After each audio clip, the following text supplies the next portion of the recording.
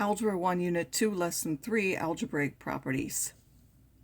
So in this lesson, we want to understand and identify different properties of numbers, and we're also going to go more in with the concept of closure. So a property is a statement that's true for any numbers. An identity is a value that doesn't change another value using that operation. And then the inverse is the one that gives you the identity as a result of an operation. A, B, and C are any numbers. We have commutative properties. Commutative means you can change the order. Well, for adding and multiplying, there are commutative properties because if you take A plus B, it's the same as taking B plus A, and the same is true for multiplication. A times B is the same as B times A. Note that we do not have those for subtraction and division.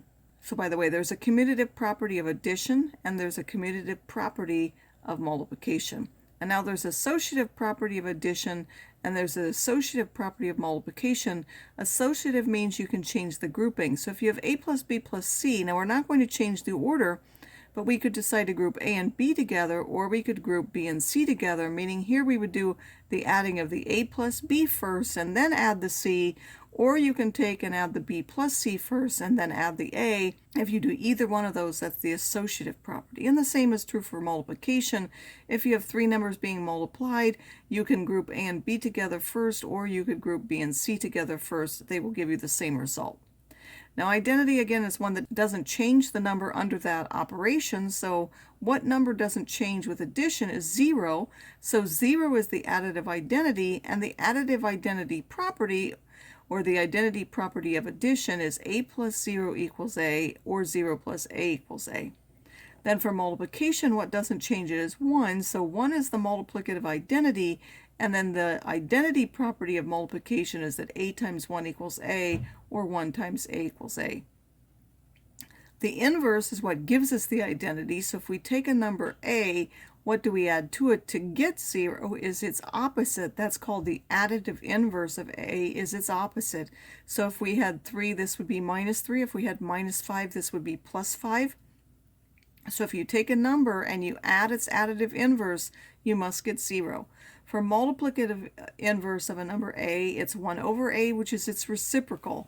So this is another name for the reciprocal. So when we want to write the reciprocal, we can just say 1 over that. So a number times its reciprocal will give you 1.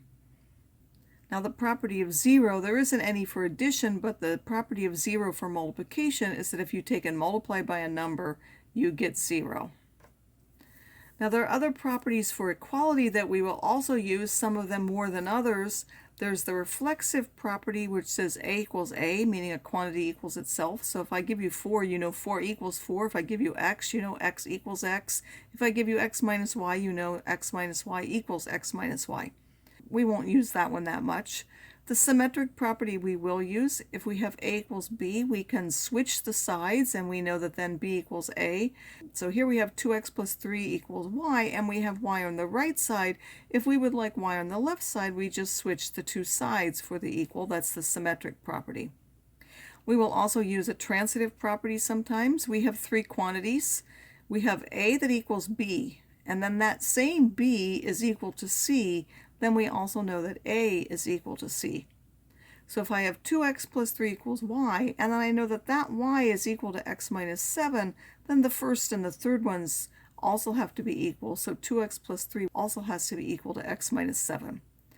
The substitution property, if A was equal to B, then A can be replaced by B in an expression.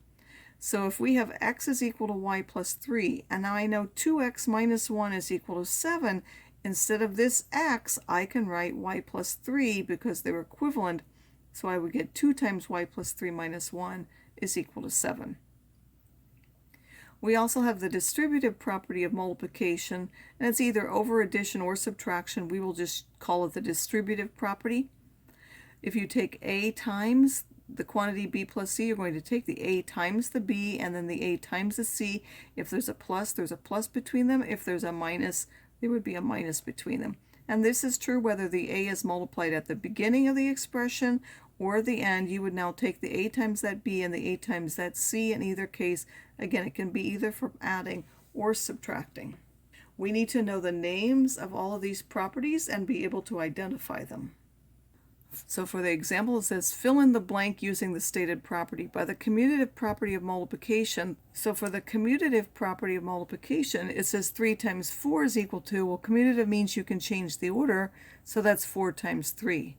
By the associative property of multiplication, we know we can group those, either the first two together or the last two together, so we can choose how we group them, and that will be the associative property is grouping them differently.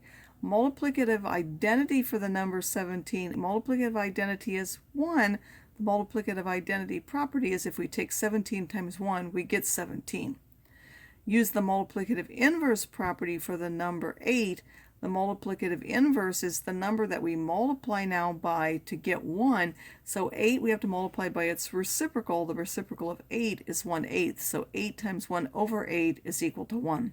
If we use that for a fraction like 2/3, we would say 2/3 times its reciprocal, which is now 3/2, is equal to 1.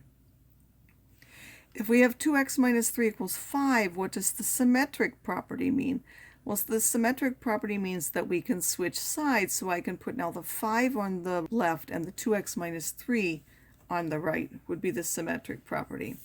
If I have x equals 4y plus 7 and then 4y plus 7 is equal to z, what property could we use and what does it say? Well, we have 3 different quantities. We have x, we have 4y plus 7, and we have z. This middle one is the same.